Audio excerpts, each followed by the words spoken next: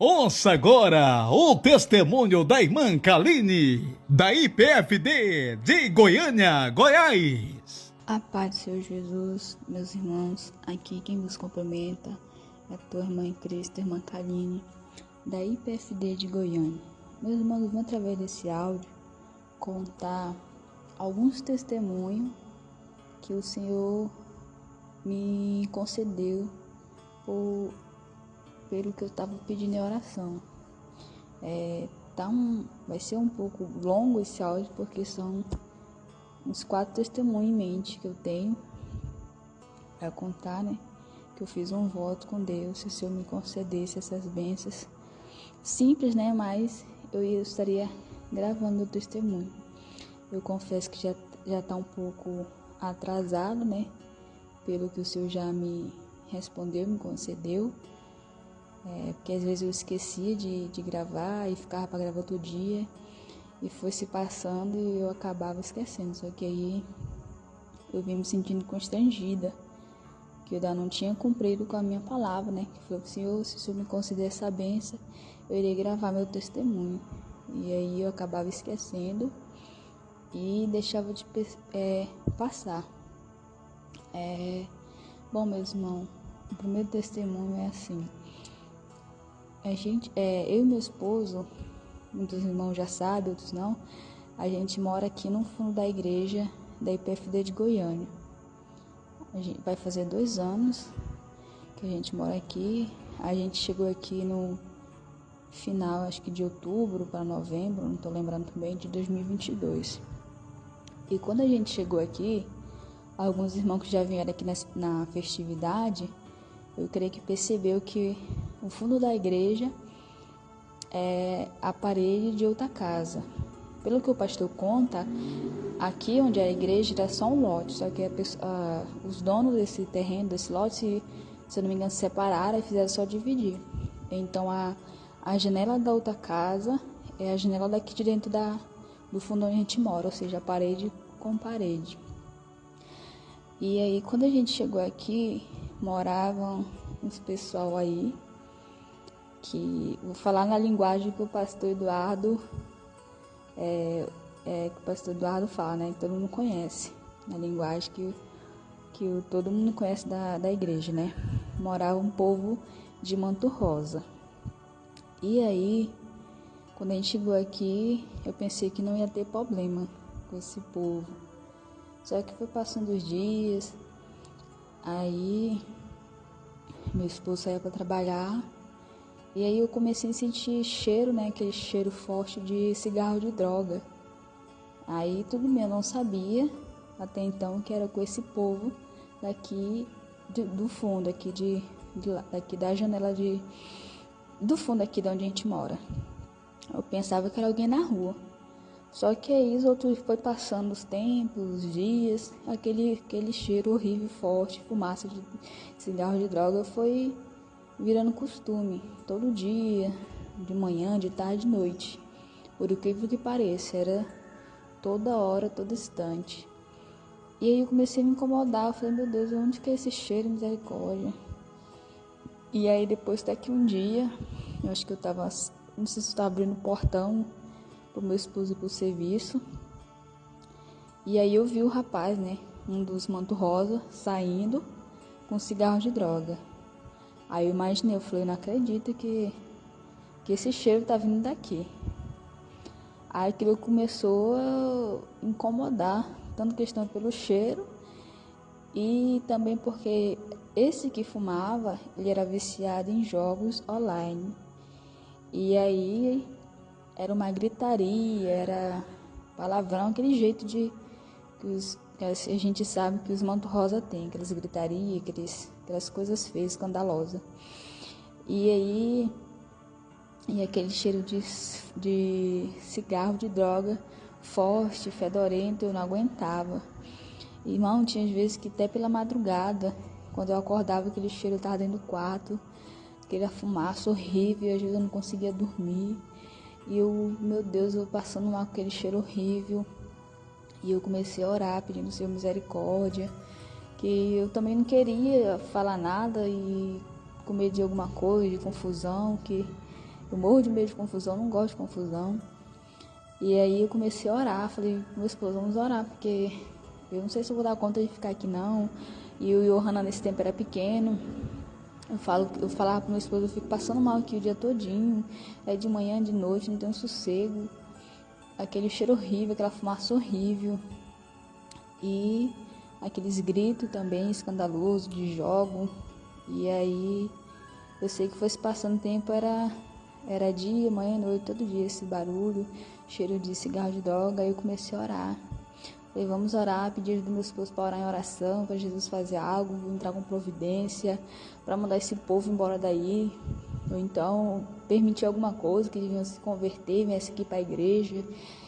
E foi essa luta, meus irmãos, de quase um ano com esse povo do Manto Rosa aqui. E orando, e eu fiz um voto com Deus, né, nas minhas orações. Eu falei, Senhor, se eu permitir que esse povo vá embora, ou que se acontecer alguma coisa, criar alguma situação para esse povo ir embora, eu iria gravar meu testemunho, que eu não estava mais dando conta, meus irmãos. A perturbação, o incômodo, eu falei, oh, Jesus, tem misericórdia, meu Pai.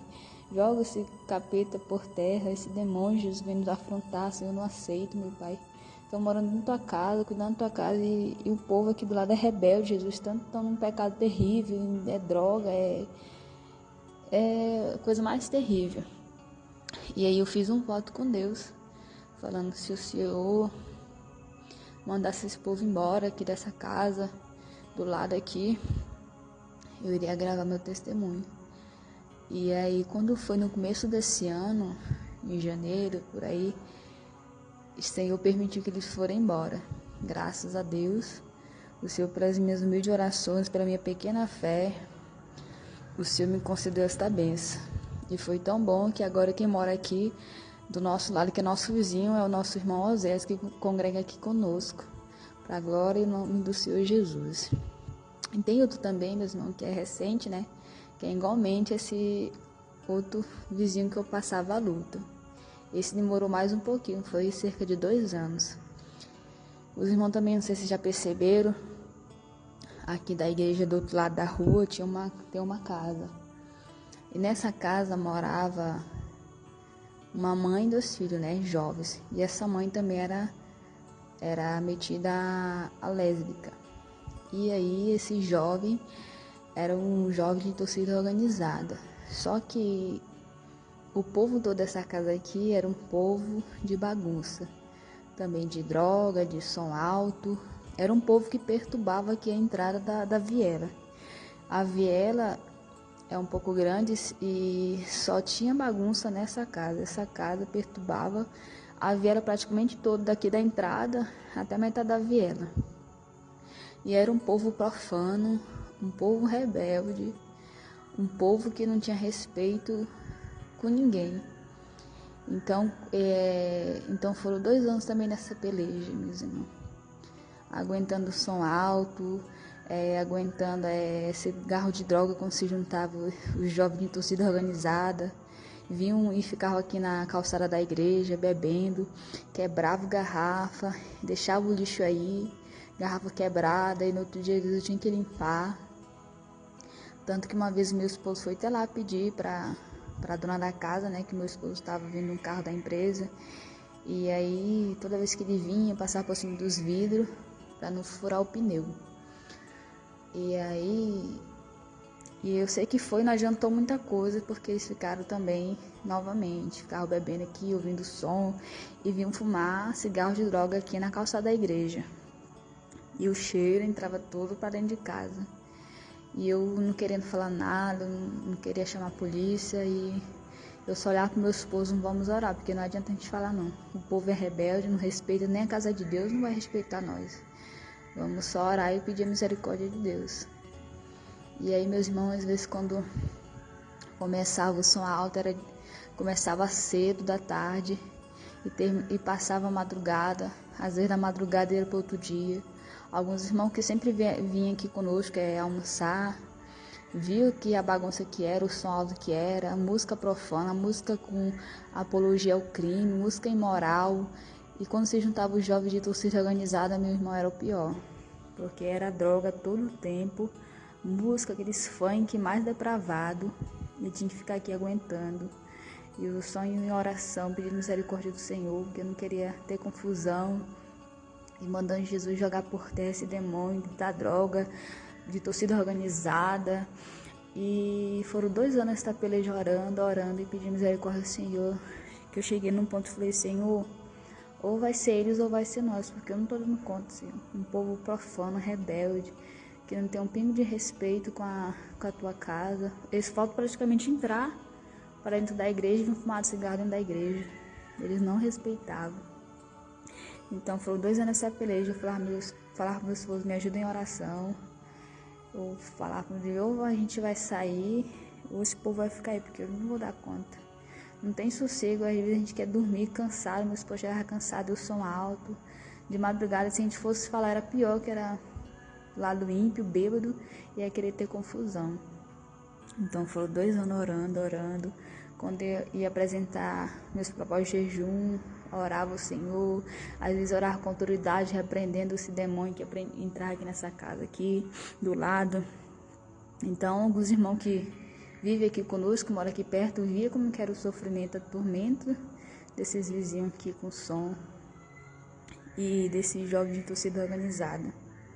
Às vezes eu tinha até medo de se reunir aqui com outras torcidas e brigar e querer invadir para cá.